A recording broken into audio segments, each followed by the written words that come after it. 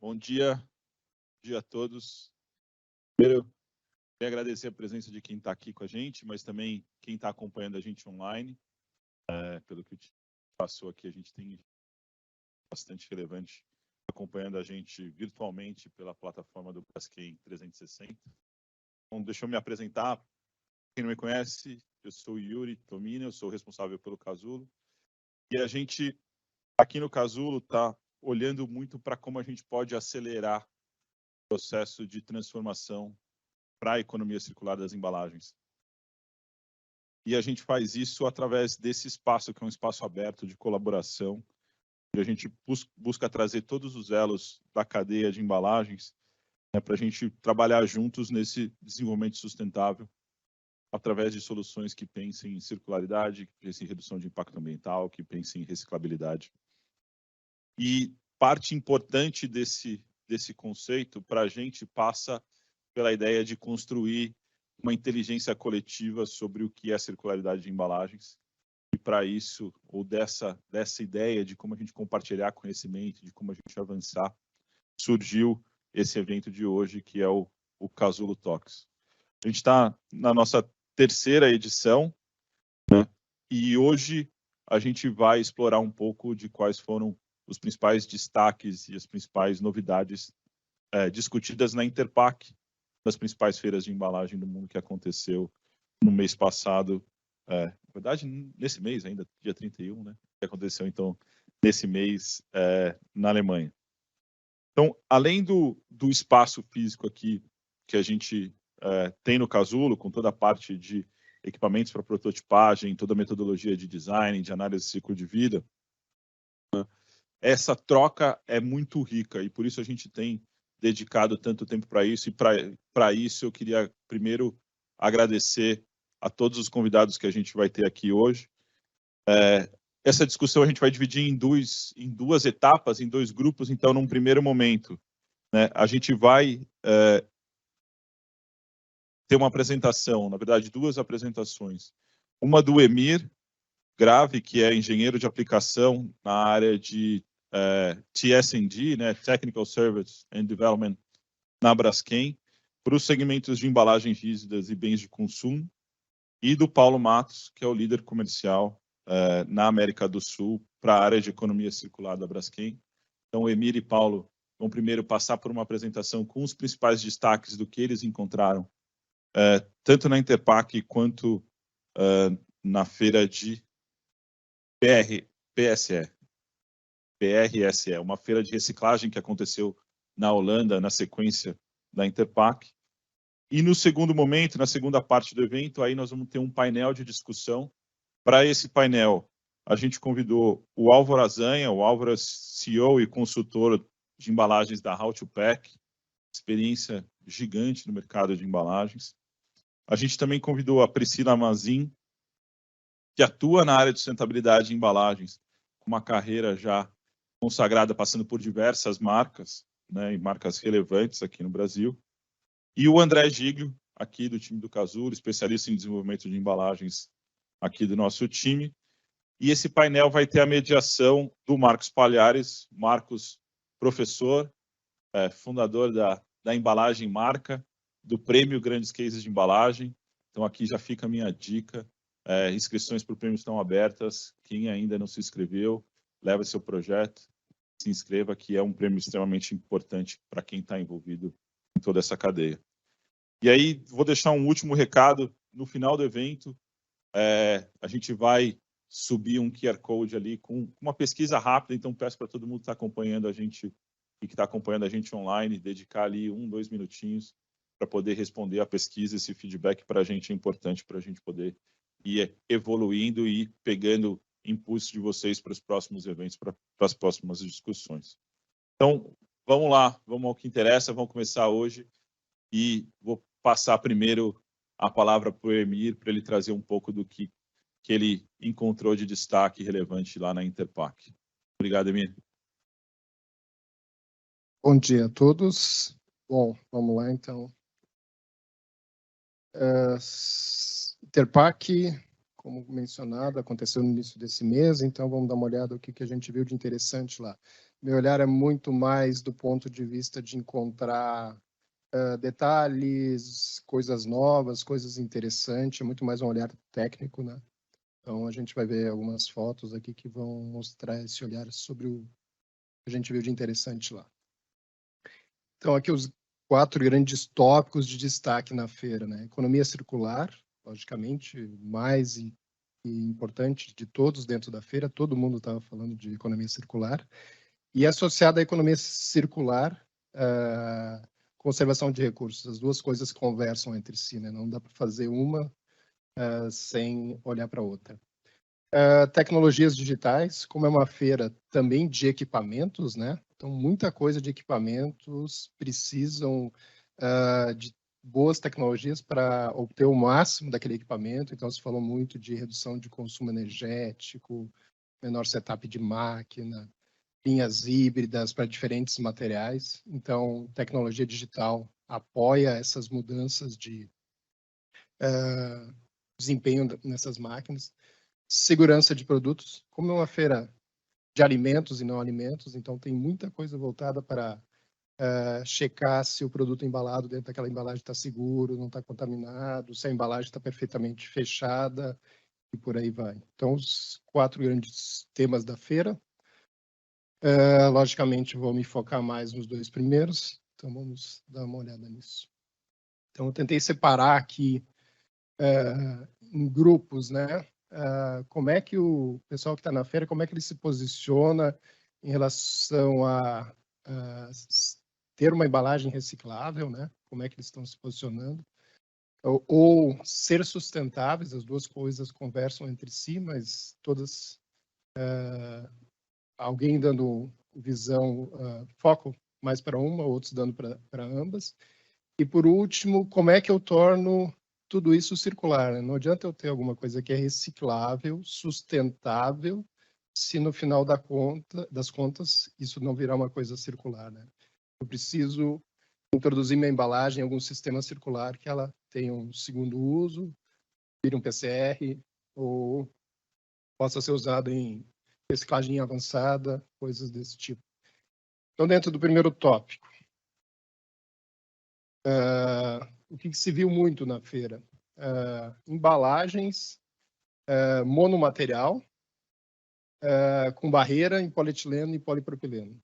E dentro da parte de filmes, é um dos tipos de filmes que compõem essas embalagens, MDO-PE, ou polietileno, e MDO-PP. Então, o processo MDO foi muito divulgado na feira. Na feira anterior, que era a Feira Car, já se falava bastante do processo MDO, mas agora na Interpack, aparentemente todo mundo tem uma solução falando de MDO. Então, parece que é um tipo de estrutura que vai estar bastante presente daqui por diante. Então, vocês estão vendo exemplos aí, todos, boa parte deles falando em MDO, todos monomaterial, soluções com barreira, soluções sem barreira. Então, para eu ter um monomaterial e barreira, e no final das contas isso ser reciclável, essa barreira tem que ser compatível com aquela embalagem. A gente tem no presente momento no mercado soluções que são com barreira, mas que têm uma certa dificuldade, uma impossibilidade de serem recicladas, porque aquele material de barreira ele gera uma complexidade muito grande na reciclagem. Então, se eu preciso reciclar isso aqui, e se minha solução é monomaterial, essa barreira tem que ser compatível com esse monomaterial. Então, dentro da feira, diversos players estavam apresentando soluções de barreira para endereçar essa embalagem monomaterial, que pode ser reciclada depois. Então, alguns cases aqui apresentados na feira. Então, uma estrutura antiga que era PET, poliamida, alumínio, PE, migrando para uma solução monomaterial em PP, uma camada de barreira. A primeira solução é uma solução opaca, né, não transparente, mas também apresentando uma solução transparente. O segundo exemplo, uma estrutura PET, alumínio, PE, migrando para uma solução também, PP, BLPP, e daí, de novo, eu tenho a solução com e sem transparência. Então, hoje dá para dizer que existem estruturas disponíveis no mercado para monomateriais com barreira, iguais ou eventualmente melhores que as soluções antigas, tradicionais que existem no mercado, facilitando, assim, que essas embalagens sejam recicladas, virem um novo produto, qualquer outro destino dentro da cadeia circular.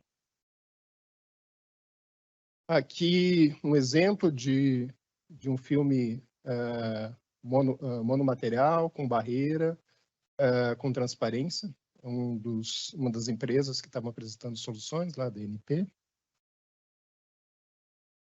Aqui já um conceito um pouquinho mais avançado, além de ser monomaterial, além de ter barreira, e essa barreira ser compatível com a reciclagem, essa solução também endereça a remoção da tinta de impressão na embalagem. Então, tinta gera uma complexidade, porque eu vou alterar a cor do meu PCR que eu gero a partir daquele produto. Então, eu vou ter uma diversidade muito grande de cores se eu misturar embalagens diferentes. Então, aqui, a ideia é, além de ter esse material monomaterial com barreira, ainda ter uma solução onde a tinta de impressão seja facilmente removível e assim eu consiga um PCR com uma boa estabilidade de cor ou isento de tinta, por exemplo. Então, isso é um passo além daquilo que foi apresentado em termos de soluções monomaterial com barreira. E, de novo, a solução utilizando MDO de polietileno nesse caso. Aqui já dentro do conceito, bom, se eu não tenho um monomaterial e eu possa introduzir ele na cadeia de reciclagem sem correr o risco de dificultar meu processo de reciclagem, estavam sendo apresentadas umas soluções onde eu tenho materiais diferentes, multimateriais, mas no processo de reciclagem, esses materiais são facilmente separáveis. Eles não estão unidos. Nesse caso aqui é um copo com um cartão de papel por fora. O cartão está preso ali no copo, mas ele não está aderido. Não tem adesivo, não tem nada. O cartão ele tem uma possibilidade de o próprio usuário já remover ele, rasgar, tem um serrilhado ali que o usuário pode separar. Se o usuário não separar, se o usuário jogar no lixo, o próprio movimento desse copo dentro do sistema de transporte do lixo, o copo vai amassar. Naturalmente, essas duas camadas diferentes vão se separar. E se mesmo assim ainda não se separar, lá quando chegar no processo de reciclagem, que o copo vai ser moído, o papel vai se separar do copo facilmente, no processo de lavagem, o papel vai ser separado facilmente do polímero, que nesse caso aqui é PET. Aqui um outro conceito, também material bicomponente, uma estrutura interna em PP e externa em PET. Aqui, segmento de cosméticos, então dá para ver claramente ali na imagem que essa embalagem interna ela não está aderida à embalagem externa, até porque os materiais são incompatíveis. Então, à medida que o usuário vai utilizando o produto que está dentro da embalagem, ela vai colapsando e assim facilmente, depois no processo de reciclagem, esses materiais vão se separar. Tem uma outra aplicação que para máscara de cílios, as mulheres com certeza sabem das dificuldades com máscara de cílio. Então, eu preciso ter um material de barreira ali que garanta que o produto envasado lá permaneça com a umidade correta durante um longo tempo. Então, eu preciso de um material de barreira adequado lá dentro.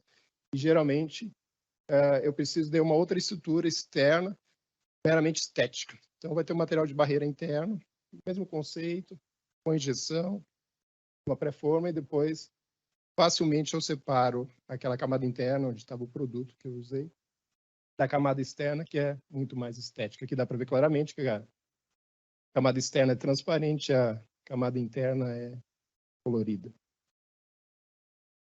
Agora, dentro do capítulo, assim, como eu me posiciono como uma empresa que produz algo sustentável? Vou lançar mão de várias soluções. Eu posso lançar mão de várias soluções. Eu posso usar biopolímeros, posso usar PCR, posso reduzir o peso da minha embalagem. posso diminuir o consumo de energia para produzir aquela embalagem, ou equipamento que eu estou usando para produzir aquela embalagem. Posso ter um equipamento híbrido que opera com diferentes materiais. Tenho um equipamento versátil, se por um motivo qualquer eu precisar mudar de um sistema polímero para um sistema papel, isso é facilmente ajustável no equipamento. Vamos dar uma olhada nesse conceito de ser sustentável, o que é interessante. Aqui uma cápsula de café com biopolímero. Cápsulas de café têm toda a sua complexidade de serem recicladas, tem a solução em alumínio, tem a solução em diferentes polímeros que podem ser recicladas, mas existe uma certa complexidade. Nesse caso aqui, como eu tenho um material que pode ser compostável, eu tenho lá a minha cápsula, mas o café, eu posso compostar isso tranquilamente, sem grandes dificuldades. Não preciso separar nada. Aqui uma outra solução. Aqui o conceito de reduzir o peso da embalagem. É a mesma embalagem, ela comporta o mesmo volume, só que eu estou mudando a estrutura da embalagem, preservando o desempenho dela, mas gerando uma redução de massa importante na embalagem, e assim eu torno minha embalagem sustentável, mais sustentável. Aqui já falando em PCRs, né? O mesmo balde, 100% resina virgem, 100% PCR. Aqui já dá para ver um conceito muito comum na feira, que o balde de PCR tem uma cor cinza. Então, como dentro daquele conceito, se eu pegar o balde ali da direita, que é branco, tem impressão azul, vai ter um outro balde que pode ser branco e vai ter outra impressão. E assim eu for coletando baldes, vai chegar um momento que se eu misturar tudo isso, ou virar preto, ou eu posso ter um tom de cinza. Como padrão na feira, todo mundo estava apresentando soluções na cor cinza. Até porque existe um certo preconceito em relação a embalagens na cor preta, que elas remetem a um material de baixa qualidade agregada. Então, por isso, até para se posicionar diferente de alguma embalagem na cor preta, os baldes na cor cinza. Aqui um outro exemplo, dá para ver claramente. O in-mold label, logicamente, ocupa uma grande área da embalagem, não dá para ver isso, né?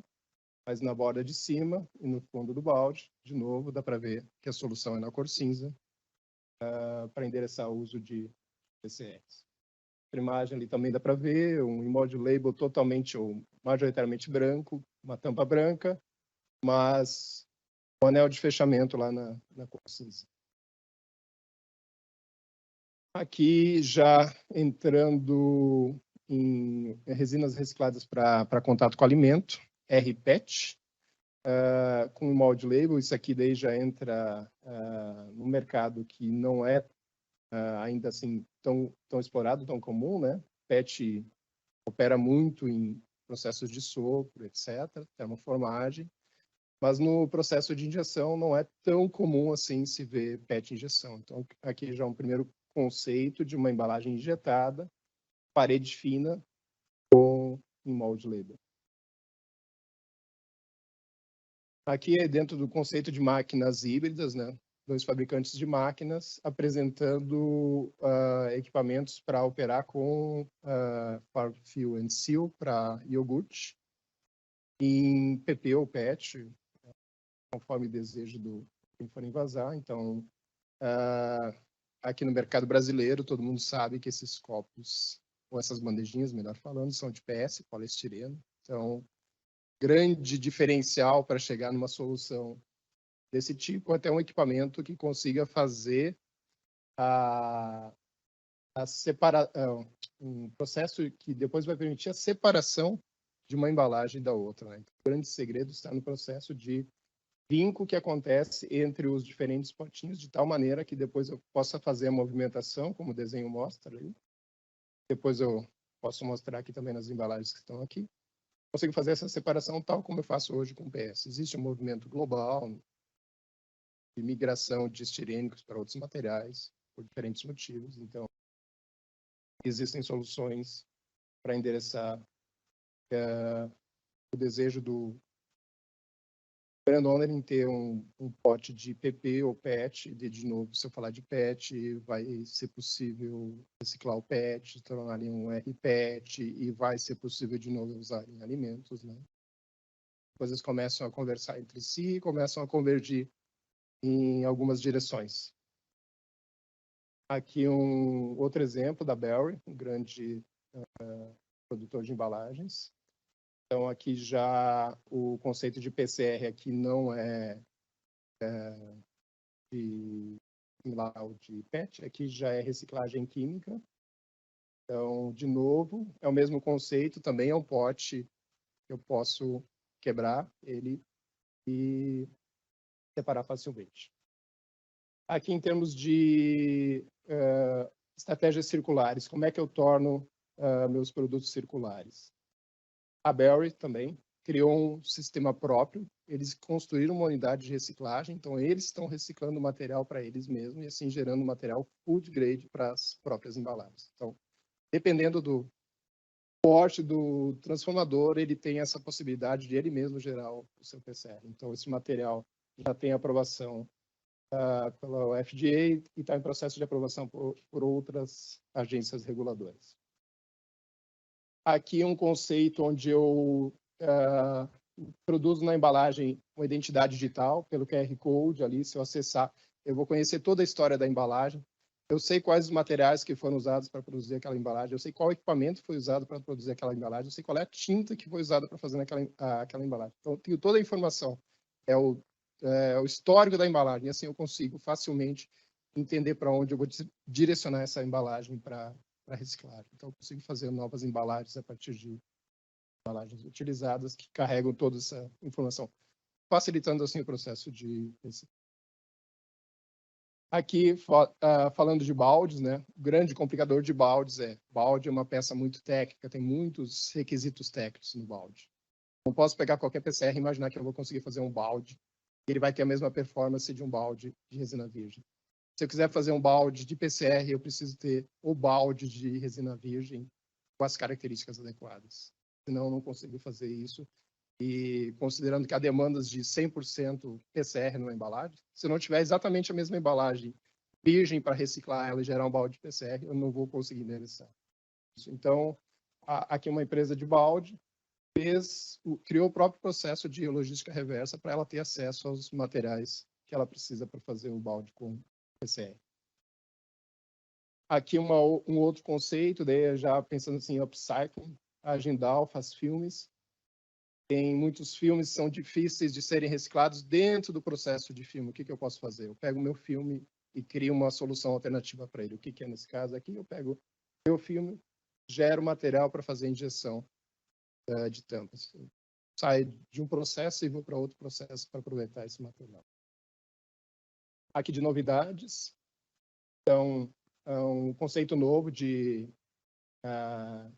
tipo um pouch, ele tem tampa embaixo, ali dá para ver claramente na imagem, então ele pode ficar de pezinho, ele imitaria tipo um pote de ketchup.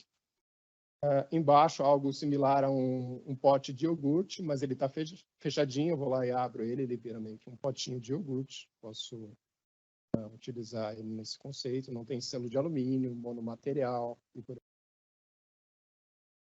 Aqui um processo diferente de sopro, onde a partir de uma lâmina eu fecho ela, como está aparecendo esse tubinho no centro aqui da imagem, soldo ela e a partir disso eu sopro esse tubinho fechado e gero diferentes embalagens com geometrias complexas. Aqui um RPET com molde label removível, então à esquerda a embalagem com molde label, à direita a mesma embalagem sem um molde label. Dentro do mesmo conceito de tirar tinta, assim eu consigo gerar uma embalagem, pode ser reciclada com gerar um PCR de boa qualidade, sem contaminante.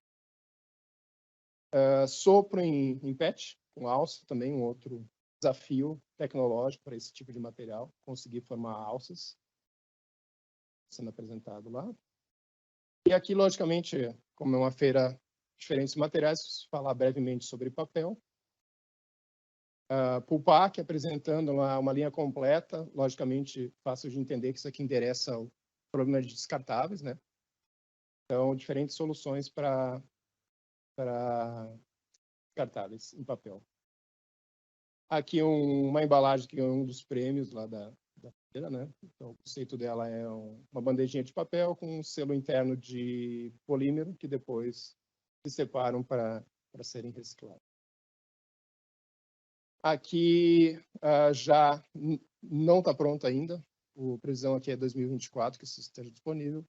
Bisnaga com 85% de fibra de papel.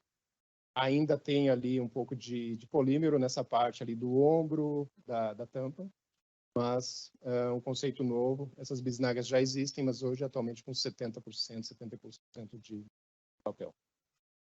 E por final, a Pulpac também mostrando um conceito de garrafas em polpa de papel. Isso aqui previsto para 2025. Ainda não é um produto. É isso, pessoal. Obrigado.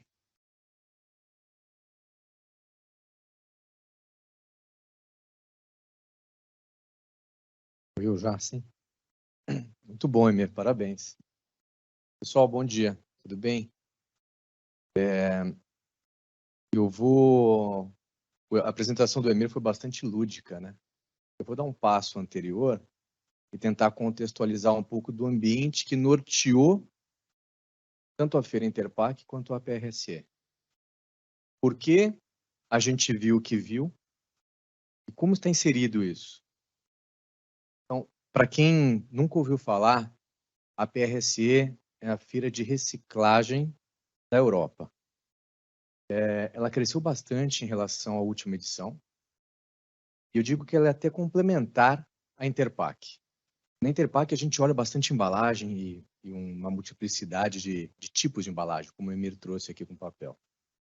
Na PRSE o foco está bastante concentrado em reciclagem mecânica, com muitos equipamentos, reciclagem química e também biopolímeros. Então, o que a gente vê na PRSE vai se transformar em embalagem na Interpac. Agora, eu notei uma diferença bastante grande, até comparando com a Feracá, que não é pauta hoje, mas seguramente também com a Interpac, da evolução da comunicação e da oferta de produtos das empresas, comparando a última edição da feira com a mais recente. Por que disso? É importante trazer o contexto. Por que nós estamos vendo uma transformação, uma onda de transformação em toda a cadeia de valor? Então, em 2019, a Comissão Europeia publicou um plano bastante ambicioso para a comunidade europeia, que é chamado o Green Deal, então o Pacto Europeu Verde. O que eles buscam? Levar as emissões dos países membros da comunidade europeia a zero, neutralidade. A zero não, a neutralidade. Então, eles estão buscando fazer isso com metas agressivas, né? Todos os países estão se mobilizando com isso, a meta deles para alcançar a neutralidade é 2050, assim como o Brasil, só que isso tem repercussão na indústria. Tem sérias repercussões impactantes em toda a cadeia de valor. Aliado a isso, tem uma regulação especificamente para embalagens. Vamos lá, a Europa está propondo dar uma chacoalhada na indústria de embalagens. E o que ela quer fazer? Olhar desde o início, design. Então, o caso do trabalho design. Design é onde nasce essa mudança que a gente busca ao longo da cadeia de valor. E trabalhando no design, ela busca também incorporar quantidades crescentes de conteúdo reciclado nas embalagens. Tem metas escalonáveis e que vão ser implementadas, se não me engano, a partir de 2027, com inserção obrigatória de conteúdo reciclado nas embalagens. E o Emir trouxe aqui exemplos, por exemplo, de plástico de uso único, né? A União Europeia também quer reduzir, já manifestou isso, e tem diversas associações, empresas que estão advogando nesse sentido de reduzir o que eles chamam de plásticos desnecessários. São aqueles plásticos de uso único. Alguns deles já são conhecidos aqui por nós, né? Canudos, talheres, copos. Então, isso já foi caracterizado como um plástico desnecessário. Necessário para algumas situações médicas, né? Algumas necessidades especiais, mas de uso geral é entendido como desnecessário. A União Europeia está focando nisso para reduzir, então, o consumo, a produção, e fazer com que os plásticos que estejam no nosso dia a dia, eles realmente tenham um destino circular. Tem muitas pessoas, muitas vozes em organismos lá que dizem o seguinte: não existe um país com carbono neutro sem uma economia verdadeiramente circular. Tem bancos falando isso, né? Empresas falando isso. Está tudo conectado, está tudo interligado. A União Europeia quer fazer isso, quer fechar o circuito, né? Closing the loop. Então, trabalho e orgulho. Aqui a gente também tem os nossos desafios. Eles avançaram pautando isso, inclusive, em legislação, impactos importantes para os países membros.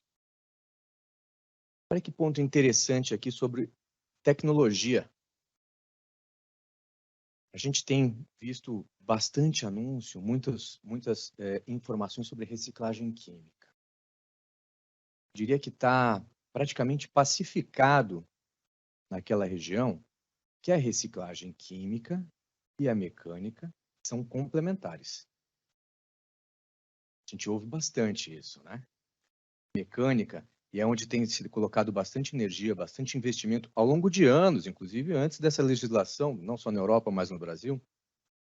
A mecânica a gente consegue transformar através de uma mudança física do produto, né? Tecnologia aplicada, obviamente, para chegar a condições, a características que permitam ser utilizado numa embalagem novamente. Mas ela tem limitação.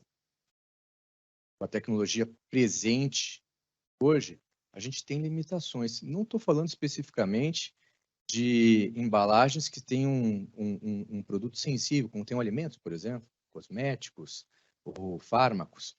Existe uma questão muito delicada. Mas até para baldes de tinta, né, que a gente tem em portfólio, que a gente trabalha junto, você ter 100% de um produto reciclado, mecanicamente, voltando a ser balde, é bastante complexo, né, Emir? É muito complexo. A própria ASP Souvenir, a gente tem projeto super interessante aqui, trabalha junto, é muito complexo. Então, a reciclagem química vem para apoiar na circularidade dos plásticos, colocando, então, esse resíduo de novo na cadeia, mas através de um processo robusto, livrando de contaminações, dando segurança para a aplicação. A União Europeia pacificou, aparentemente, esse tema. Agora, ela trouxe também, e isso foi possível ver tanto na Interpac quanto na PRSE, a importância do bio, da fonte renovável. A Braskem tem já há 13 anos o polietileno verde, tem um projeto novo nos Estados Unidos de polipropileno verde, e aqui segregado, né, não pelo conceito de balanço de massa, mas no mundo os investimentos também estão surgindo, e não só surgindo, mas eu diria que acelerando você ter produtos pelo conceito de balanço de massa, mas com matéria-prima renovável. E por último, com toda essa multiplicidade de materiais, é confuso para o consumidor, até mesmo da indústria, reconhecer que material, de onde vem, o que eu faço, como eu disponho. Como comunicar isso? Isso é extremamente importante, né, para garantir engajamento. Então, o Emir colocou aqui anteriormente um exemplo de um copo com um label, um rótulo de papel. O consumidor precisa saber daquilo, precisa estar comunicado daquilo para ele fazer o destaque, e que a reciclagem, né, e que a economia circular e que a circularidade, então, se conclua. Então, trabalhar em comunicação, trabalhar em rotulagem.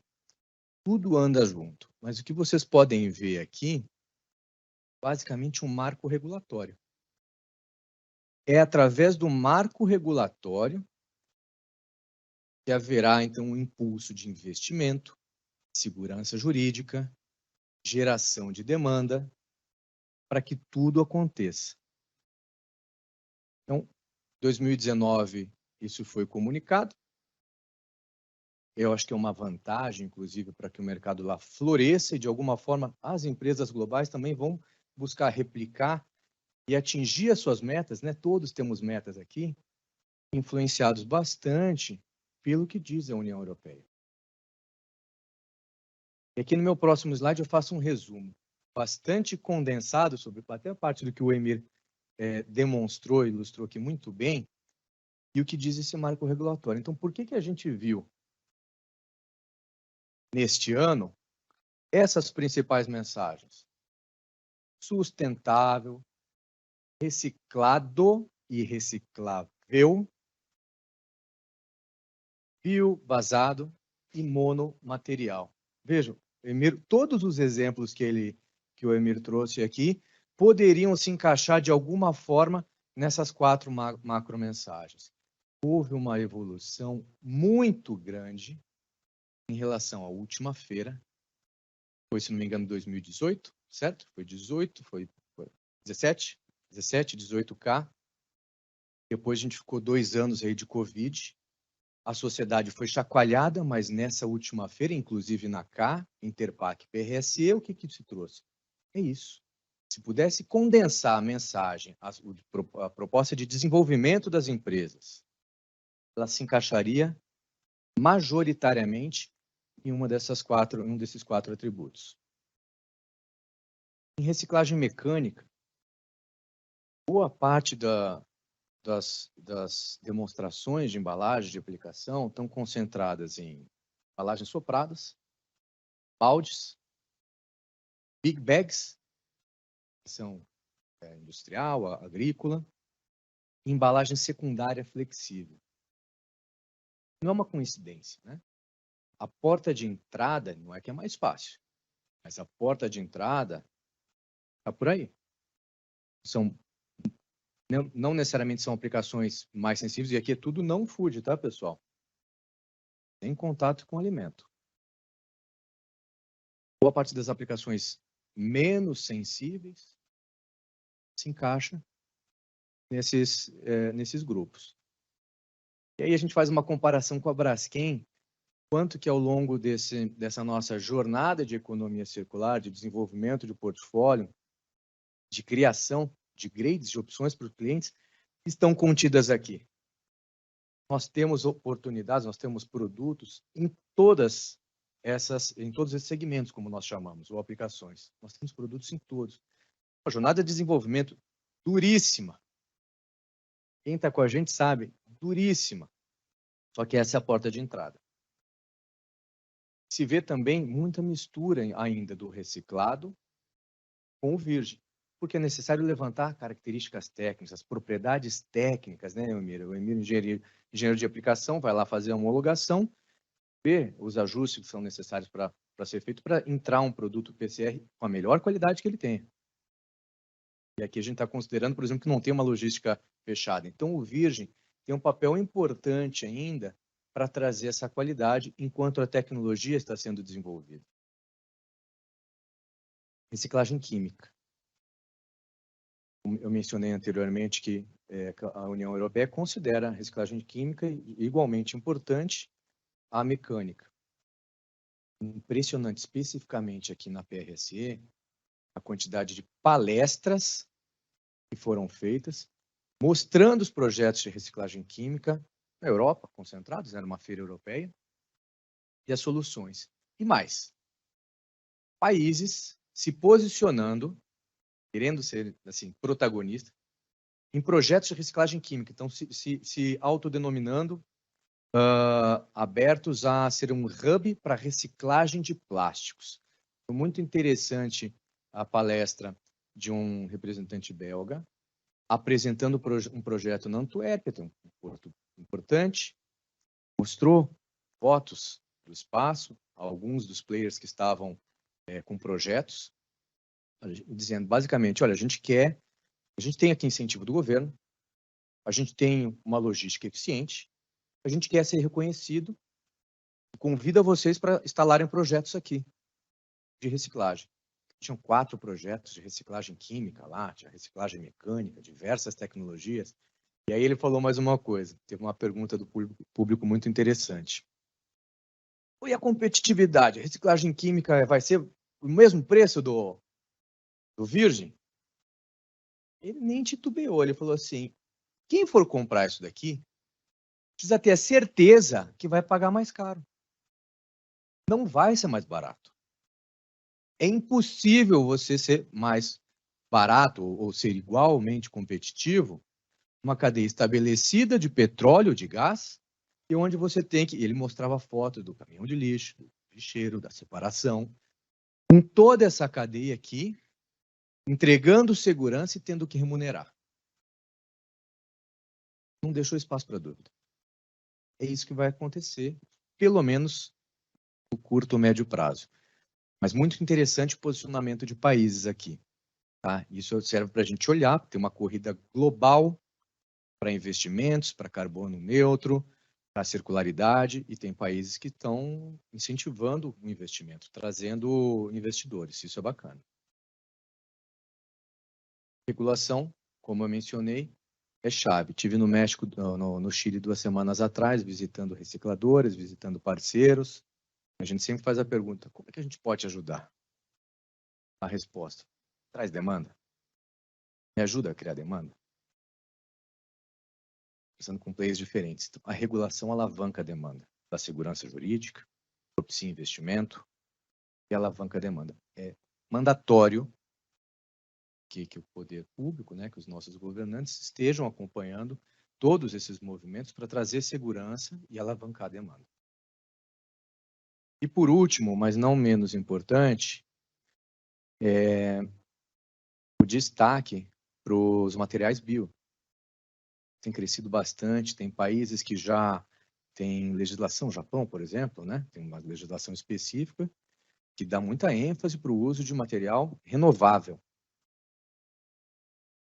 A gente vê, eu pude constatar ali que boa parte dos investimentos que vêm estão muito fundamentados em petroquímicas, que já estão posicionadas, que têm seus investimentos, então vão pegar uma matéria-prima de fonte renovável, e aí colocar nas suas refinarias, e aí entra o processo de balanço de massa.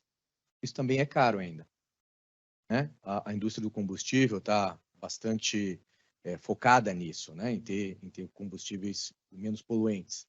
Então, para a petroquímica virar isso daqui também, os produtos químicos e polímeros. E a Braskem, nesse sentido, tem uma vantagem. Então, a gente tem soluções segregadas, aquela solução que, ao se fazer um teste num determinado produto, você consegue atestar naquele produto a molécula existente renovável e competitiva. É uma onda bastante grande, a Braskem também tem metas agressivas aqui, está entre os líderes, né, globais de produtos bio, é uma outra tendência. Que, pessoal, eu quis fazer um wrap-up bastante grande, contextualizar um pouco do que o Emir ilustrou para a gente, do porquê isso tudo está acontecendo. Então, os países que se moverem rapidamente, de uma forma ordenada, ou os blocos econômicos, né, de uma maneira ordenada, com regulação, com segurança, darão possibilidade para que as empresas invistam, para que o consumidor vá buscar, tenha prateleira, seja comunicado adequadamente a rotulagem, e se trabalhe com design efetivamente, que o esforço, que já é grande, ele seja impulsionado por uma necessidade, por uma visão de que a redução de carbono está necessariamente atrelada à circularidade dos plásticos. Espero que tenha sido informativo compartilhar um pouco com vocês. Obrigado, pessoal.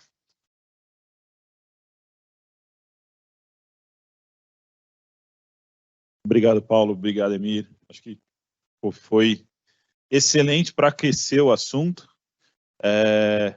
Eu vou pedir para vocês, a gente vai abrir para perguntas no final. Vamos fazer o segundo bloco agora.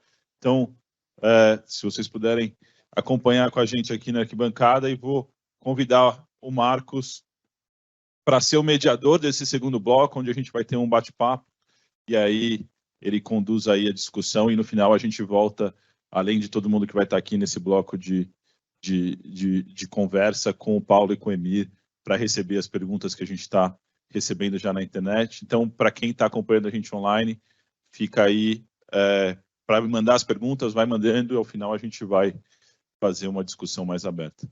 Marcos, obrigado por estar aqui com a gente, obrigado por receber e conduzir essa discussão. Bom dia, obrigado Yuri, obrigado pessoal do Casulo, obrigado a todo mundo que está aqui. Meu nome é Marcos Palhares, sou da revista Embalagem Marca, do Prêmio Grandes Cases de Embalagem, e fico muito honrado de estar aqui com pessoas do calibre dos convidados para falar de uma feira tão importante para o nosso setor, que é a Interpack, né? Que é uma feira, para quem não tem dimensão, uma feira que atraiu mais de 140 mil visitantes de 155 países, né? Acho que dá uma dimensão da internacionalização do tema, né? E acho que uma das coisas mais importantes que nós vimos lá e que foi abordada aqui pelo Emílio e pelo Paulo foi esse aspecto da sustentabilidade, né? Eu até brinco que acho que foi um pouco too much às vezes, porque eu acho que a gente está no momento já de virar um pouco a página e trabalhar a sustentabilidade como um pré-requisito e não mais como um diferencial competitivo. E acho que existe muito espaço ainda na maneira como as empresas trabalham para que a gente avance. Mas eu não vou ficar aqui demorando, eu gostaria de chamar aqui, então, a Priscila Mazarin, tá? Por favor, para participar conosco, o Álvaro Azanha e o André Giglio, né? E para iniciar, eu vou pedir que cada um deles fale um pouquinho de si, tá? E também um pouco da visão que tiveram da Interpack, uma visão, um panorama geral. Evidente que a gente está aqui olhando para esse lado da circularidade, né, e da sustentabilidade. Então, gostaria de primeiro passar a palavra para a Priscila, por favor. Obrigado, Marcos. Obrigada, Casulo, pelo convite e por estar aqui com vocês hoje. Bom, sou Priscila Mazarin, como já falaram, 26 anos aí no mercado de embalagem, passando por conversões, embalagem flexível, embalagem rígida, empresas de alimentos, etc. Estou aqui hoje como pessoa física profissional de embalagem para dividir um pouquinho com vocês.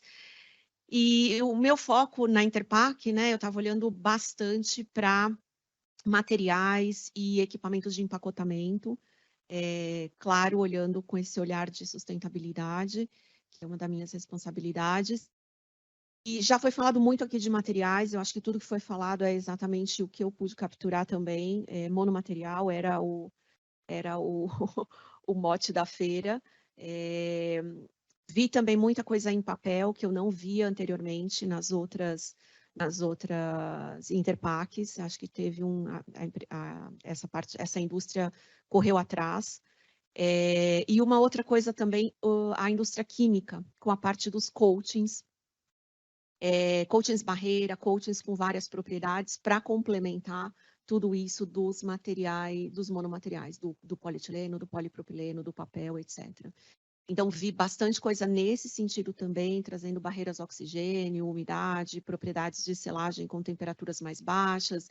E isso foi bem interessante também, que o pessoal da conversão aí, com certeza, está buscando tudo isso para desenhar as embalagens. E como o outro ponto que para mim foi bastante importante foram as empresas de máquinas de empacotamento, que há 3 anos atrás, independente de Interpack e tal, a gente que está tentando aprovar esses materiais, a gente via certa resistência ou ainda ninguém das empresas de máquinas de empacotamento olhando muito em como mudar as máquinas, como adaptar as máquinas para permitir melhor selagem, manter as mesmas produtividades e tal. E nessa Interpack eu pude ver bastante forte isso. Então, muitas dessas grandes empresas lá com exemplos rodando mono-P, mono-PP, papel, trazendo novas tecnologias de selagem, selagem digital, mudando a posição das mordaças, deslocando mordaça para a lateral, etc. Uma série de coisas nesse sentido, que para mim foi bastante interessante. O que eu esperava mais era com relação à parte das startups, acho que já foi falado bastante aqui a parte desse controle de informação digital, sobre essa rastreabilidade de dados. Tinha bastante, mas eu acho que ainda faltava. faltou, poderia ter mais. E também o foco na outra parte, né? Não só de materiais e tal, mas um pouco mais nessa parte de coleta, de comunicação com o consumidor e tal, que eu particularmente senti falta e eu acho que os colegas vão falar um pouco também. Bom, acho que isso é. Álvaro, então vou passar, depois acho que você pode passar também para o André, tá? Chegando um pouquinho de tempo, né? Legal, muito obrigado. Obrigado, Casulo, pelo convite, Yuri, André. Uma honra estar aqui também para poder compartilhar com vocês, trocar essas experiências da feira, que eu estava muito curioso e já muito ansioso por ter ficado 6 anos sem ter feira. E aí eu comecei a fazer uma reflexão um pouco do que teria sido a feira de 2020, que não aconteceu. A gente teve em 2017, faz realmente bastante tempo, parece que passou mais rápido do que a gente até imagina, já estamos em 2023, mas a gente em 2019 teve, na verdade, no começo de 2020 teve a pandemia, tragédia global que fechou o mundo, e aí a feira foi cancelada. E eu fiquei pensando, depois ela teve uma possibilidade de ser em 2021, né? Mas aí a pandemia se estendeu, e a gente teve um momento bem interessante na questão da embalagem, como ela estava sendo vista até o final de 2019, depois, durante a pandemia, primeiro ano, principalmente 2020, a gente tinha o plástico sendo malhado em todas as circunstâncias, boiando, mostrando, entupindo bueiro, aquela coisa toda, e de repente virou, né? A gente vê até o Google no seu Doodle lá falando, elogiando as pessoas que trabalhavam com embalagens, porque ela trouxe esse conceito da esterilização, do uso único, de você usar a luva no restaurante, que até hoje ainda permanece alguns deles, né? Da máscara, dos conceitos que traziam um pouco de segurança para o consumidor, né? De uma forma geral. Então, houve aquela mudança do olhar para a embalagem, que eu acho que era bem interessante olhar isso aí. E depois a gente vê que se a feira tivesse acontecido naquele momento, começou a ter um movimento das pessoas fazendo compra nos supermercados e passando álcool gel em cima da embalagem de guardar na estocagem em casa, né? Porque ela era o contaminante, ela trazia vírus, e a gente ficou então preocupado, muita gente deve ter feito isso, né? Então aquele conceito, talvez se a gente tivesse tido essa feira lá atrás, os movimentos de desenvolvimento teriam sido por ali, né, trazendo segurança para o consumidor através desses atributos, dessas propriedades que de repente se mostraram, depois a gente viu que não era bem assim, e aí o mundo voltou para, opa, não é bem assim, vamos olhar realmente para a sustentabilidade de fato. E aí aconteceu a feira esse mês, no comecinho do mês, e a gente vê uma consolidação muito grande dos conceitos de sustentabilidade. Eu acho que um amadurecimento naquilo que realmente é redução de impacto ambiental, naquela questão de carbono neutro, de você olhar para o todo, né, da cadeia de consumo de um bem alimentício ou não, mas assim, não olhar somente para a embalagem em si, mas olhar para gasto de energia, gasto de combustível, energia elétrica, desperdícios, perdas.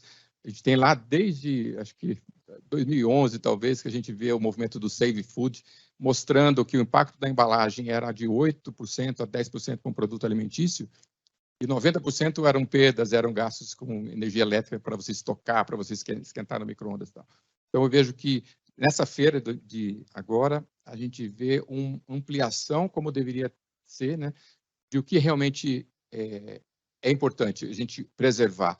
A embalagem, o desenvolvimento das embalagens, como o Emir colocou muito bem, está fazendo o seu papel, né, continuando mantendo a sua segurança alimentar, continuando trazendo proteção, informação, rastreabilidade, e ainda assim sendo reciclável, sendo de fonte renovável, utilizando o PCR, trazendo os materiais multicamadas, que foram sempre os vilões da reciclagem, agora com soluções também nesse aspecto. Então, eu acho que isso é um amadurecimento muito bacana. Eu nunca vi uma feira tão verde. Todos os estandes dos 2.000 e tantos, 2.800 estandes, eu acho, sempre tinha alguma paredinha meio pintada de verde, alguma coisa assim que os caras mostravam. Eu também sustentável para você dar uma parada ali, né? Realmente, isso é, como o Marcos colocou, talvez too much, de alguns temas, né? mas é algo que deixou de ser um stand à parte, como foi em um determinado momento, stand da sustentabilidade. Hoje está disseminado de uma forma muito grande. Tinha um termo que a gente viu na feira, que é o paperization, né? O papelização, traduzindo muito diretamente para o português. Então, todo mundo querendo mostrar também a questão do papel, mas pouco, assim, tirando algumas coisas que era mais um greenwash ali, esse conceito mais maduro, né? Tinha uma empresa lá que acho que é a Lantec, se não me engano, até que colocaram sobre os equipamentos híbridos. Ela tinha um equipamento de stretch, e um dos stretches tinha stretch de papel, e ela estava mostrando no showroom dela lá o stretch de papel. Então, chamava atenção, porque as pessoas, de repente, não tinham visto ainda, apesar de já tinha algumas iniciativas até no Brasil. E aí, ela fazia tanto plástico, stretch comum, stretch reciclado, PCR, e o papel. E ela mostrou num cantinho lá do stand o estudo de análise de ciclo de vida dela, qual é o impacto do PCR, do stretch virgem, do stretch PCR, do stretch de papel, e tinha mais um quarto lá, não estou lembrando agora. Mas, assim, mostrando também, olha, fazemos tudo, mas aqui está o impacto. Naquele exemplo que ele usou, o stretch virgem era até menor impactante, assim. Então, assim, mostrando, olha, cuidado, vamos fazer realmente a coisa que traz um resultado final. Então, acho que isso é uma coisa bem interessante que eu vi. Depois, aquilo que já foi falado, né, da digitalização, né, de você usar a embalagem, os dados que ela pode te trazer, te informar para o consumidor, para o reciclador, para o brand owner. Eu acho que isso é uma coisa bem legal, trazendo segurança. Então, assim, não tem embalagem antimicrobiana, mas a gente tem segurança alimentar, tem muita empresa de equipamentos de controle de qualidade, de vazamento, de qualidade de selagem, de mostrar que o produto está inviolável, ou está, no mínimo, tamper evidente, né, que você consiga saber se houve ou não, violação.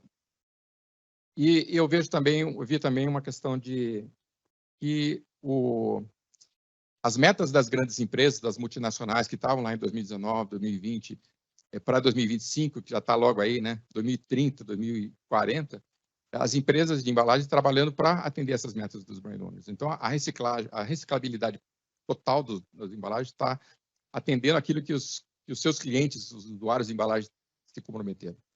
Isso acho que foi bem legal, essa visão. Ok? Bom, legal.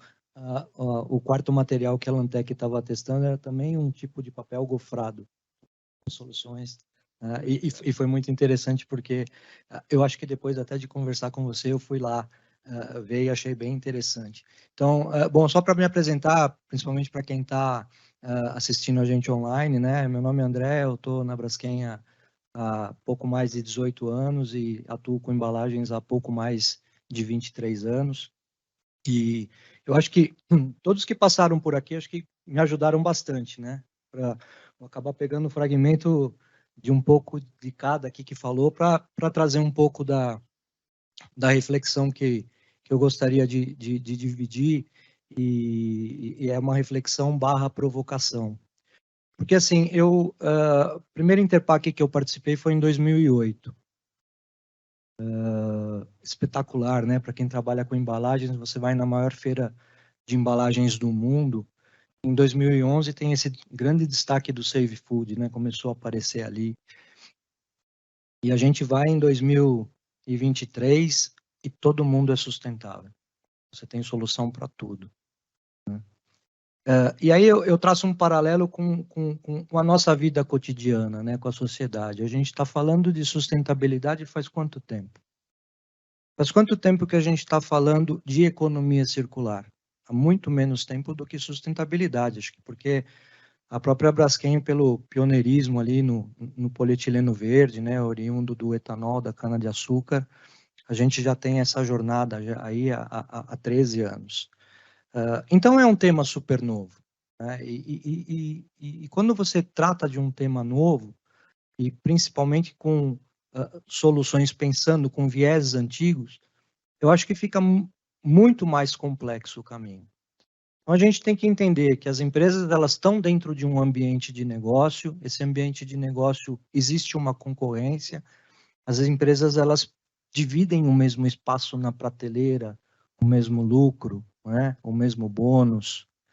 Então, tudo isso tem que entrar dentro dessa cesta, dessa reflexão. E o Paulo comentou aqui algo que eu gostaria de me aprofundar um pouco, que é a questão do consumidor, né? Eu acho que quando a gente olha o que a gente viu na feira de soluções, com o que as marcas, com as metas de sustentabilidade para embalagens, você embarca no avião de volta para o Brasil, você fala, pô, tá tudo resolvido, né? Porque você tem um cardápio de solução ali para, de fato, ter uma embalagem sustentável, 100% reciclável, e você resolveu o problema. Você tem tecnologias já também de equipamentos em que entrega tudo. Então, você resolveu o problema. Só que a gente tem o ser humano nessa parada toda aí, nessa jogada. É o nosso hábito de consumo. Então, a gente vem de gerações que foram acostumadas, educadas no modelo que a gente vive até hoje, que é o modelo econômico linear. E essa transição para o modelo econômico circular, que é um caminho sem volta, ela passa por uma série de questões que precisam ser resolvidas. E aí acho que esse que é o ponto da discussão com relação ao consumidor. Acho que o consumidor, acho que a gente fala muito disso aqui no Casulo, nas discussões, nos diálogos que a gente tem com os brand owners, com os nossos clientes, né? O consumidor tem a capacidade de ajudar a construir, mas também destruir qualquer iniciativa de sustentabilidade que seja feita em embalagens. Então, não adianta a gente ter, como a gente viu, uma série de soluções já disponíveis, uma empresa fazer um determinado investimento, que muitas vezes é um investimento importante, para ter uma embalagem super sustentável, e esse consumidor, na hora que ele tiver contato com esse produto, com essa embalagem, por consequência, a sua atitude depois do consumo, ela for totalmente ao contrário daquilo que a empresa construiu. Então, assim, ele acaba ajudando a desconstruir o esforço que a empresa fez. Então, acho que a gente tem feito muito isso aqui no Casulo, que acho que talvez esse seja um dos grandes desafios, né, que tenha pela frente, que é como é que as marcas vão não só fazer a atração e a retenção do consumidor, porque vamos lembrar que existe um ambiente de negócios, mas principalmente e cada vez mais o engajamento, né? Aonde é que está esse recurso? Como é que vai comunicar, Paulo, para o consumidor? De que forma que vai comunicar? Quanto que vai custar isso? Porque às vezes talvez seja mais fácil você investir para criar novos hábitos de consumo do que para mudar comportamento, né? Talvez a mudança de comportamento ela esteja sendo formada nessa próxima geração de consumidores que está chegando, não na nossa, né? Pelo menos na maioria que está aqui presente fisicamente. Então, acho que esse talvez seja um dos grandes desafios que eu enxergo que as marcas têm pela frente, porque solução a gente viu que tem. Acho que cabe às marcas olhar para esse cardápio de soluções que entregam sustentabilidade ou que estão prometendo entregar sustentabilidade, avaliar se atende os seus requisitos dos seus produtos, das suas marcas, e implementar no mercado. Evidentemente, tem uma discussão aí de investimentos, muitas vezes são necessários, mas a solução está. E dali para frente. Então, acho que talvez essa esteja sendo uma discussão muito importante que está ocorrendo dentro das marcas com relação ao engajamento de consumidor. Aonde que está esse recurso? Está dentro do marketing, que é dono daquela marca, né, que vai fazer uma série de ações para brigar por market share, ou esse recurso vai vir de uma área corporativa, esse recurso de engajamento, né? Então, acho que essa é a reflexão principal que eu que eu trago da Interpac, de muitas conversas que a gente estabeleceu por lá, né? E assim, a convicção que eu tenho é que a gente aqui no Cazula é um espaço que a gente está aberto para fazer esse tipo de discussão. E a gente está tendo esse tipo de discussão, né? Acho que a colaboração, quando a gente se propõe a reunir vários stakeholders aqui nessa casa, não só para procurar encontrar o melhor material, o melhor processo de transformação, mas é também entender um pouco mais dessa dor, e, de novo, é um tema novo, né? Ninguém é professor de absolutamente nada, e longe de mim aqui é a ousadia de querer ser expert em comportamento de consumidor, né? O que eu estou trazendo e dividindo com vocês é uma reflexão que eu tenho e das discussões que a gente tem aqui no Cazula, e que são cada vez mais proveitosas a cada cliente, cada brand owner que a gente recebe aqui, né? Porque traz para a gente a certeza de que a gente, sozinho, a gente não vai chegar a lugar nenhum. A gente precisa estar realmente praticando a colaboração para poder, de fato, entrar, colocar em ritmo a economia circular. Acho que é essa a reflexão que eu queria dividir com todos vocês. Então, antes de passar para as perguntas, eu queria ainda deixar mais uma pequena, eu vou chamar de provocação, mas na verdade não levem a mal, tá? Mas fazendo uma amarração de tudo que foi falado, a gente viu que tem soluções disponíveis, que a gente tem uma onipresença do tema da sustentabilidade, uma vontade das empresas e das marcas de buscarem a sustentabilidade, e tem esse lado que o André colocou, da mudança de comportamento de consumidor. Às vezes eu me pergunto se também a gente não precisa de uma mudança de comportamento das marcas, né? No sentido de que alguns desses avanços em sustentabilidade, eles talvez não sejam um diferencial competitivo, porque eles estão disponíveis para todos. E se as marcas não poderiam, às vezes, conversar em conjunto para determinadas soluções, para, de repente, criar padrões de categoria, porque a gente tem soluções que vão para o monomaterial, a gente tem soluções que vão para o monomaterial, mas de outra cadeia de valor, a busca pelo papel. Né? E o que eu vejo muito é um discurso que às vezes demoniza até o plástico como uma coisa ruim. Eu acho que ninguém, em sã consciência, apoia a poluição, seja do plástico, seja de qualquer material, né? E às vezes eu fico vendo muitas marcas falando, não, nós vamos combater o plástico aqui, né? E ao mesmo tempo elas utilizam, porque elas necessitam desse plástico em outras soluções, porque não tem como fugir disso, né? Então, às vezes eu penso se isso não é um tiro no pé, né? E que a gente está, em vez de buscar soluções, tem espaço para o papel, né? Com as limitações das aplicações, da produção, da conveniência de uso dos equipamentos, mas existe espaço para outros materiais, e acho que a gente tem que trabalhar com essa maturidade de buscar soluções que no design tenham soluções mais recicláveis. Acho que esse é o ponto. E aí eu não vou ficar me estendendo muito, porque eu me estendo, como vocês viram, mas eu queria que vocês falassem um pouco se vocês acham que existe espaço também para esse amadurecimento das marcas, para falar em conjunto e sentar e levar a sério, acho que essa questão, para que a gente tenha avanços efetivamente importantes, principalmente no lado da mudança de comportamento do consumidor. Minha opinião, sim, tem espaço. E como você mesmo disse, Marcos, tem espaço para todos os materiais. Acho que o que define um pouco isso é a característica de cada produto, né? E cada um desses materiais vai endereçar de acordo com os requisitos de cada produto. Das empresas trabalharem juntas, acho que sim. Vejo que isso tem acontecido fora do Brasil.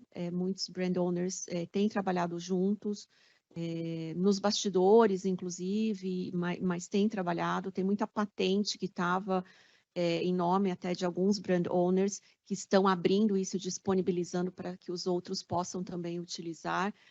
Então, eu acho que é um caminho que está seguindo, acho que deveria e tende a crescer. E sim, né, cada material vai ter aí o seu destino final, de acordo com tudo isso que a gente está falando, e principalmente de acordo com as legislações, as regulamentações, como definir isso como reciclável e não reciclável. Acho que tem muita discussão aí sobre esses materiais, né? A gente falou um pouco aqui do papel, e esse é um grande tema que tem se discutido sobre o papel. Cada país meio que está definindo questões específicas, tem que ter X% de papel, pode misturar com plástico, não pode, etc. Né? Então, a mesma coisa o mono-P, mono-PP, é tudo poliolefina, eu posso ter um pouco de um, um pouco do outro. Enfim, né? Acho que todas essas discussões que estão amadurecendo, eu acho que esse é o ponto, é o momento de que a sustentabilidade e essas conversas começam a amadurecer, né? Até então eram o que a gente vai fazer, as empresas pondo os seus targets, todo mundo correndo atrás de entregar alguma coisa, e agora, bom, temos estas soluções, o que se encaixa onde, e como eu falei, a indústria de equipamento vindo junto, porque acho que esse era um grande gap que a gente tinha, que precisa sim, os materiais têm propriedades diferentes, a gente precisa pensar neles de uma forma diferente, precisa investimento sim para conseguir trabalhar com eles, e eu acho que então agora começa a amadurecer e as empresas têm uma chance de trabalhar mais juntas e chegar a um resultado melhor. Legal. Obrigado. Verdade, o Marcos está me lembrando que eu não me apresentei devidamente. Eu sou Álvaro, tenho uma consultoria de embalagens, que é a How to Pack, informação original em engenharia de alimentos, mas também fiz especialização, mestrado em embalagens, tenho 35 anos de trabalho e hoje me encaixo na cadeia de valor aí entre o fabricante de produtos e o fabricante da embalagem, fabricante de equipamentos, matérias-primas.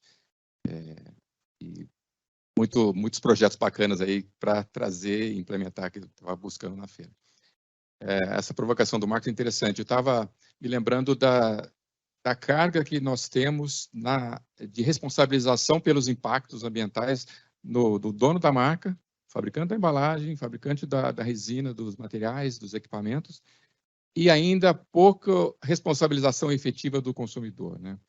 Eu acho que a resposta é sim, as marcas podem fazer algo, mas voltado bastante para o consumidor, para que ele efetivamente se responsabilize e eu tenha a minha participação nesse negócio todo aqui para poder ajudar o planeta de uma forma mais sustentável. A gente tem lá as obrigações da logística reversa, que o dono da marca tem que recuperar ou destinar 22% do seu resíduo gerado no consumo, que o consumidor levou para casa, consumiu, descartou. A responsabilidade ainda é do dono da marca de buscar aquilo ali e reciclar. E aí eu faço uma provocação para nós que estamos aqui, eu me incluo nessa e também para quem está online. Quantos de nós, quando chega no supermercado para fazer uma compra da semana e vai ali no iogurte, no queijo, num produto perecível e começa a olhar as datas de fabricação do produto para você levar para casa aquele que é mais novinho, né? Aquele que está para vencer daqui uma semana, que é o seu prazo de consumo, você deixa de lado. Aquele que está produzido ontem, que tem ainda um mês para ser consumido, você leva. E deixa aquele ali que pode ser que amanhã já esteja estragado e vai ser jogado fora. Então, esse tipo de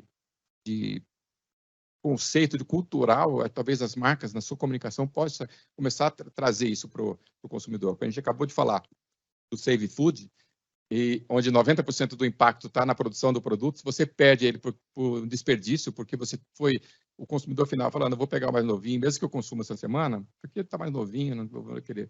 Então, acho que isso é um aspecto bem provocador, assim, que a gente poderia pensar. Em 2026, de repente, a gente vê um outro cenário lá na feira de 2026. E uma outra questão ainda sobre o dono da marca eu estive no Japão algum tempo atrás e eu vi muitos produtos perecíveis. A maioria dos shelf life dos produtos tem uma semana. Eles não têm 40 dias dos resfriados, por exemplo, como a gente tem aqui. É lógico, as dimensões do Japão são do tamanho do estado de São Paulo, né? Mas guardadas as proporções devidas, o produto que sai na fábrica do dono da marca, do brand owner, ele fica um dia no CD e sai para a rua. Aqui, quem trabalha em indústria de produtos perecíveis, alimentos principalmente, é quase inviável você transportar um produto em menos de 30 dias de shelf life. 40 dias seria mais confortável e tal. E aí isso impacta no desenvolvimento da embalagem. A gente tem que ter barreiras altíssimas para aguentar esse tranco todo. Ao invés de a gente olhar para a ineficiência logística, por exemplo, né, do produto ficar uma semana antes de ser expedido, a gente poder pensar nisso. E aí as embalagens lá no Japão, elas têm uma barreira muito leve, assim, é uma coisa, eles põem muito do absorvedor de oxigênio, a embalagem é PP com PE, um absorvedor de oxigênio uma semana aguenta. Então, assim, não vai dar porque o consumidor ele só vai pegar daqui 40 dias o produto e tal. Então, assim, eu acho que essas questões são importantes para a gente pensar. Vamos ficar até quando olhando para a embalagem e tirando ela de ser vilão para ser, mas realmente ajudar nessa questão. Então, acho que isso são dois pontos que eu gostaria de colocar. Eu queria só... bom ponto que você trouxe, Marcos, o comentário que você fez da categoria. Inclusive, na semana passada ali, teve uma discussão sobre isso ali no Congresso da ABRE, né? E eu acho que se a gente pensar que é um assunto novo, é um problema novo, né? E fica a provocação, por que não as marcas realmente se juntarem? Porque uma marca atua numa categoria e tem outros 3 concorrentes que atuam na mesma categoria, porque ela vai desenvolver sozinha uma embalagem que vai ser 100% reciclável, que vai ter uma destinação adequada, etc, etc. Por que não se juntar e ter esse diálogo e fazer uma mudança na categoria? É um desafio, acho que é uma ruptura, acho que é uma quebra de paradigma. A Priscila trouxe aí, a gente também acompanha, tem brand owner que tem patente, que está abrindo a patente para os concorrentes, inclusive utilizarem a solução de embalagem que foi desenvolvida, né? Acho que na apresentação do Yuri, no próprio Congresso da ABRE, ele mostrou ali um exemplo que é exatamente, fala sobre esse tema. Mas eu acho que é um desafio quando a gente coloca a lente de negócio, né? Que eu citei aqui anteriormente, né? De que tem um ambiente de negócios, tem um business, né? Quanto que esses concorrentes vão querer criar um ambiente de competição ao invés de competição. Então, acho que é um bom ponto e quem sabe a gente está caminhando para isso. E, de novo, acho que aqui no Casulo é um espaço que a colaboração, né, a essência da colaboração permite esse tipo de diálogo. Obrigado aos 3. Eu estou aqui com algumas perguntas, eu não sei quanto tempo a gente tem ainda, mas eu vou tentar passando. Eu vou começar pelas perguntas direcionadas, que acho que o pessoal que está agora aqui no painel pode responder. E depois tem algumas também para o Paulo e para o Emir. E só deixando avisado que aquelas perguntas que a gente não conseguir, não tiver tempo para responder eventualmente nesse encontro, elas serão respondidas posteriormente, tá? Para as pessoas que perguntaram. Então, vamos lá. Eu deixei meus óculos lá, agora vamos no desafio primeiro, né? A primeira pergunta que eu vou ler aqui os brand owners estão, de fato, reduzindo o impacto ou estão fazendo greenwashing? Mantém cores vibrantes, multimateriais, usam papel como solução mais ecológica, etc. Eu acho que essa é uma pergunta difícil. Eu penso só que, antes de passar, não sei quem de vocês quer responder uma coisa espinhuda dessas, mas eu acho que existe muito espaço também para que se olhe para dentro das próprias produções, né, para o que é feito hoje. Então, um exemplo eu duvido que as grandes marcas todas olhem até o nível do adesivo que é usado numa laminação ou da tinta que é usada, se de fato poderia ter uma solução melhor, mas eu acho que fica essa provocação também. Mas eu não sei quem gostaria de responder se acha que existe, se os brand owners estão reduzindo o impacto ou estão fazendo greenwashing. Alguém se habilita? André, numa situação mais confortável, talvez?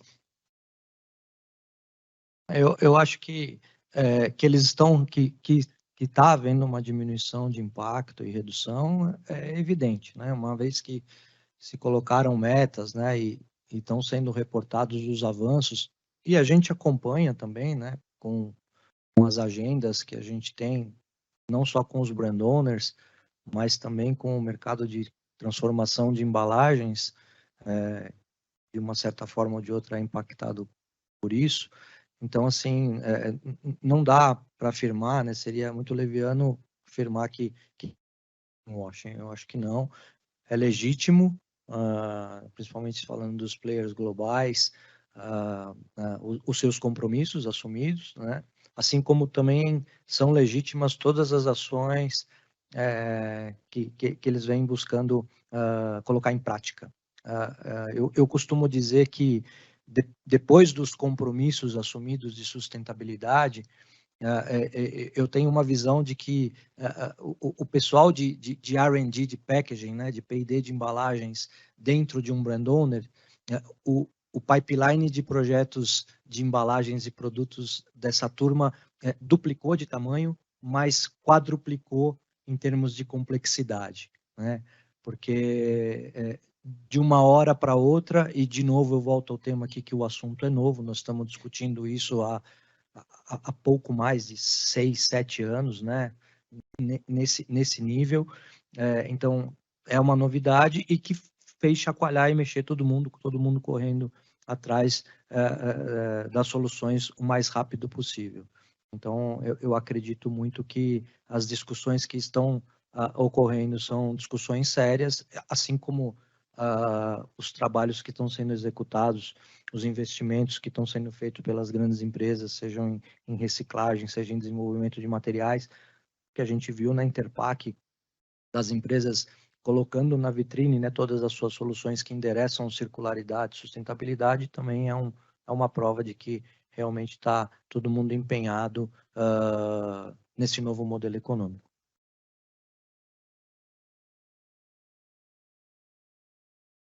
Complementar rapidinho. Eu até posso entender a pergunta com base no que se vê disponível no mercado, né? Acho que é importante a gente, nós como consumidores, né, a gente entender que esse movimento, ele começa com nichos, né? Ele começa com aplicações específicas. Então, frente à gama que as empresas têm de produtos disponíveis, ainda é uma parcela pequena, mas crescente. Agora, a melhor forma da gente olhar isso é de forma bastante objetiva. As grandes empresas têm relatórios de sustentabilidade. Então, lá a gente vai conseguir verificar, de fato, qual o avanço em relação ao ano anterior. A Braskem faz isso anualmente, os donos de marca fazem isso também. Tem progresso. Às vezes, o progresso está um pouco mais lento, né? Mas ele é apresentado. Só queria complementar com uma opinião pessoal, né? Eu acho que é bem isso. Acho que nenhuma grande empresa, independente de ser brand owner ou não, tem esse tema como uma responsabilidade. Ninguém está brincando com isso. Como já foi falado aqui, isso é novo para todo mundo. Tá todo mundo tentando fazer o seu melhor. As coisas estão mudando conforme você tá jogando. As regras estão mudando, as coisas estão mudando.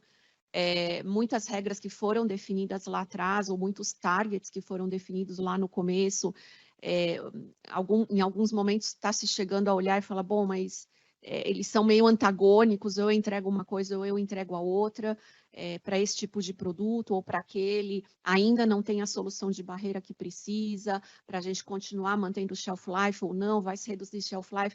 Então, assim, eu acho que não dá para falar que tem greenwashing na maioria das vezes. Eu acho que, como eu falei e já foi falado aqui, existem responsabilidades importantes dessas grandes empresas, independente de qual é o mercado, a ação, se é brand owner, se não é, se é indústria química, qual é a empresa. Está todo mundo tentando fazer o seu melhor e mais do que nunca agora tentando aprender. Eu acho que muitas vezes o que falta é um pouco de informação, dependendo do tamanho da empresa e etc. Mas eu acho que todos têm tentado fazer o seu melhor. Obrigado. Eu vou tentar, como a gente não tem mais muito tempo para responder, acho que todas as perguntas que estão chegando, eu vou tentar respeitar um pouquinho a ordem, né? Quem chegou na frente. E aqui eu vou tentar juntar também umas perguntas que são direcionadas para o Paulo. Tá?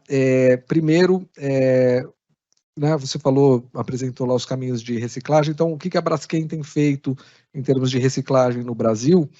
E daí pedir só para você responder, pontuar se a Braskem tem soluções para baldes em PCR e outra pergunta se tem soluções em PCR para tampas, tá? Então acho que são questões que você pode tentar responder de uma vez as três.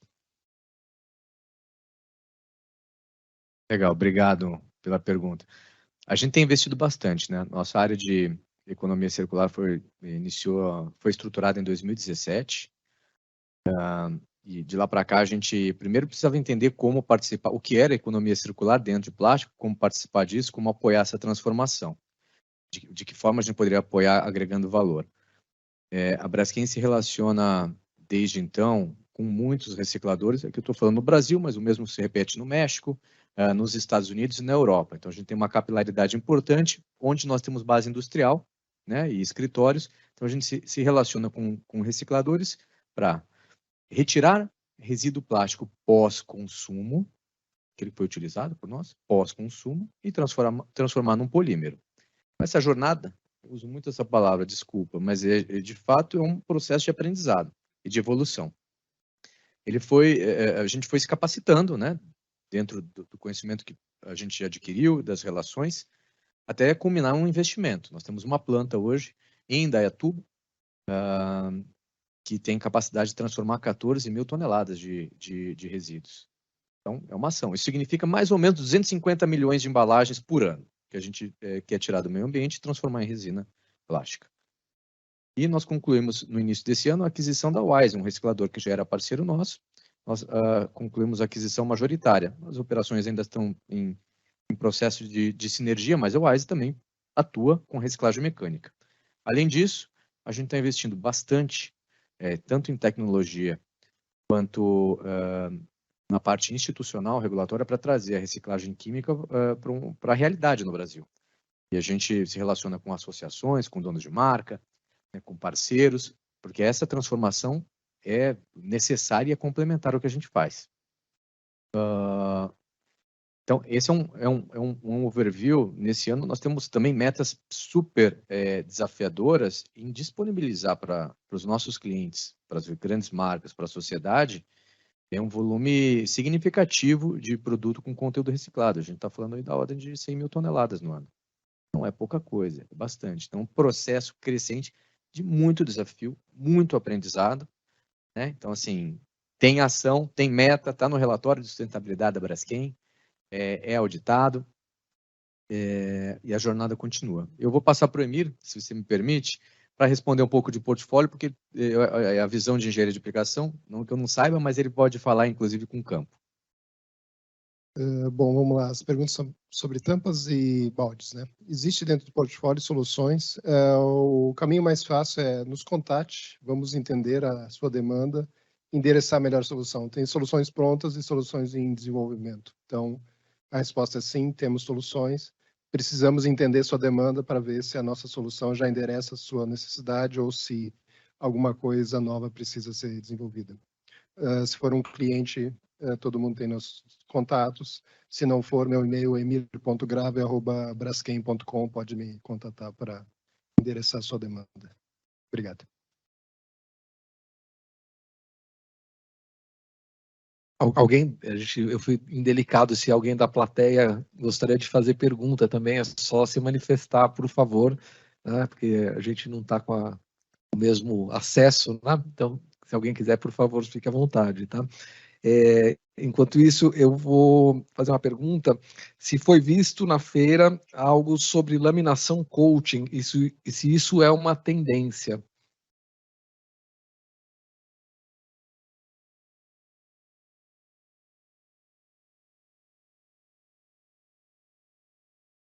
Sim, existem laminações e laminações, né? Só para contextualizar. Então, como a pergunta está muito aberta, eu vou responder sim, tem soluções.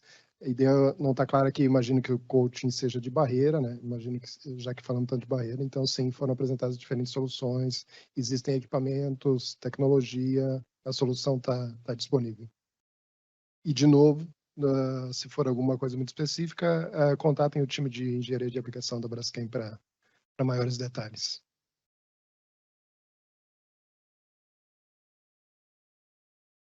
Tem uma pergunta aqui, se alguém pode responder, como os expositores da feira apresentaram sua colaboração com a cadeia de valor e brand owners dentro das soluções sustentáveis? A gente viu alguns exemplos, né? O Emir mostrou um aqui de um produtor de balde industrial, que ele está se movimentando com colaboração de poder público e de outros stakeholders ali na região onde ele atua, salvo engano na Holanda, fazendo colaboração para fazer coleta, reciclagem de baldes, para poder gerar um conteúdo pós-consumo para a mesma aplicação, né? O Emir também mostrou em alguns dos exemplos ali que ele passou de embalagens barreira monomaterial, alguns logotipos de algumas empresas mostrando colaboração, né? Então, assim, isso a gente viu lá ao vivo, mas acho que com relação a alguma marca, né, fazendo colaboração, acho que aqui no Casulo é um lugar onde a gente já encontra alguns exemplos, né? A gente tem alguns exemplos, inclusive alguns deles já divulgados aí nas nossas redes sociais, de projetos que estão no mercado e que só foram possíveis de se realizar através da colaboração. Acho que é isso, de novo, acho que é um caminho sem volta. Acho que colaborar é a palavra da vez. Só complementar uma coisa, não necessariamente de empresas ou logos e tal, mas é algo que eu vi também, que a gente fala entre aspas, né, a briga entre os materiais, o plástico, o papel, o alumínio, o vidro, e eu vejo que é a colaboração. Mesmo os exemplos, muitos exemplos de papéis lá, tinham colaboração de vernizes ou mesmo de plásticos internamente para contribuir de alguma forma e aí você trazer o desempenho, as propriedades necessárias. Então, não é como o próprio exemplo que foi trazido aqui daquele copo que tinha o rótulo em papel. É uma colaboração dos materiais, né? Um traz a rigidez, a barreira necessária, outro traz a performance de impressão, de ponto de venda. Então, eu acho que é esse equilíbrio que a gente precisa chegar em prol do consumidor, em prol dos produtos e do meio ambiente. E acho que só nesse ponto que você falou, contribuindo, eu acho que também uma outra coisa que a gente já percebe dentro desse mesmo caminho é os próprios fornecedores de cada um desses materiais, né, falando, não, olha, tem espaço para isso, mas isso aqui eu não consigo atender, então é melhor você ir com aquele outro material. Então, assim, isso já não é mais proibido de falar como a gente via antes, né? O cara do papel só quer falar do papel, o cara do polietileno só quer falar do polietileno e tal. Então, acho que isso já, como eu disse, amadureceu e as pessoas, as empresas, as indústrias, os profissionais já conseguem falar sobre isso um pouco mais sem esse pudor e com essa colaboração, né? Só para complementar, tem uma pergunta. Yuri. Queria fazer uma pergunta, acho que para o Álvaro, que está agora, né, nesse papel ajudando as empresas e fazendo esse meio de campo ali entre o que tem no mercado e como as empresas levam, e para a Priscila, que está do outro lado, direcionando isso dentro de projetos na indústria. A gente viu como acho que o André mencionou, tem um portfólio amplo de soluções disponíveis, assim, né, que endereçam todas essas questões, né, de reciclabilidade, de circularidade, de conteúdo renovável. Qual é a principal barreira que vocês têm visto para a implementação dessas soluções em maior velocidade? Quais são os principais entraves que um projeto precisa superar para você conseguir levar, de fato, essas alternativas que a gente viu ali na apresentação do Emir para dentro da indústria e para que isso chegue lá na prateleira para o consumidor no final do dia? Começar. Eu acho que o que eu tenho visto é a questão de investimento, né? Porque, como eu falei antes, a maior parte desses materiais, eles não funcionam tão bem nos equipamentos de empacotamento atual. Então, acho que esse é um grande entrave que seja você mudar partes desses equipamentos, fazer retrofits e tal, ou às vezes até mudar completamente, dependendo do seu parque de equipamentos, de empacotamento, você pode chegar a precisar isso. Então, acho que esse é um grande entrave. E o outro que eu vejo, até por conversar com vários colegas e tal, é como você realmente fechar o quebra-cabeça. Porque são muitas coisas que você precisa endereçar para entregar essa solução final, né? Então, em algum momento você precisa priorizar alguma. Então, você tem investimento, você tem o custo mais alto, você tem muitas vezes supply, capacidade, muitos desses materiais não estão disponíveis em volumes suficientes ou com players suficientes, por questão de segurança mesmo, você não pode ter somente um fornecedor. Então, o que você vai entregar é a reciclagem, você também vai ajudar com a coleta ou não. Então, assim, são tantas coisas que você tem que conseguir pôr nesse tabuleiro e fechar, que às vezes eu vejo tanto colegas como várias empresas e tal, ficarem um pouco o que exatamente a gente vai priorizar para fechar isso, né? Então, acho que esses são os dois principais pontos que, na minha opinião, podem ser os entraves. A gente viu lá no congresso da ABRE, que teve semana passada, né? Quem falou sobre as dificuldades de começar, né? De fazer uma inovação, de trazer um conceito novo, passa muito realmente a questão do investimento, do CAPEX. No Brasil, a gente vê muitas empresas segurando poucos investimentos aí para entender o que vai acontecer no futuro próximo.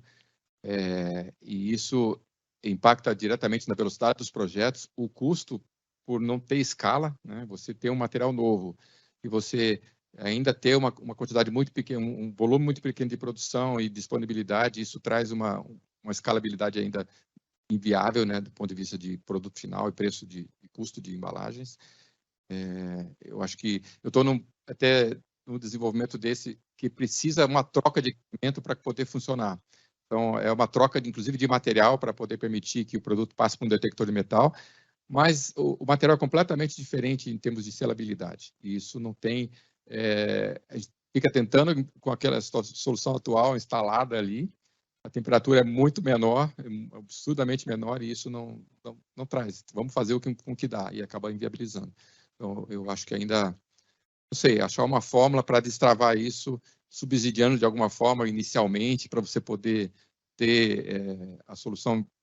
E como o André comentou, né, de você, de repente, achar uma solução única, compartilhar com seus concorrentes de alguma forma que o mercado todo ganhe e você viabilize de uma forma melhor aí a escala, principalmente da produção e viabilização dos projetos. Eu só queria comentar que no Reino Unido eles têm essa taxação, né? No ano passado, acho que ano retrasado, e eu participei de um webinar que eles falavam muito sobre como reinserir, então, esse dinheiro arrecadado na indústria, né, tornando a indústria mais circular, ou seja, acho que entra também nessa questão desse incentivo, desse que você comentou, né? Como que a gente trata também essa questão de taxação como um benefício também para a própria indústria se atualizar e se adaptar a esses desafios, né? Acho que era mais isso que eu queria falar. Bom, a gente está quase em cima da hora, então eu vou pedir palavras finais para cada um, mas que sejam breves, mas só para arrematar, eu acho que também um ponto importante para que as coisas se destravem, eu acho que é o envolvimento do C-Level, né, nas discussões, porque muitas vezes de fora, o que eu enxergo é que existe um pessoal da área de R&D trabalhando para buscar algumas inovações, algumas soluções diferentes, e isso vai travar porque daí não fecha a conta, né? E eu acho que às vezes, se é um drive importante para a marca, elas talvez possam encarar isso como um investimento de marca, tá? Isso fica aqui é um comentário muito meu, assim, olhando de fora. Então, eu vou pedir que, na ordem que nós estamos aqui, que cada um se despeça, tá? E faça suas considerações finais, por favor, Priscila.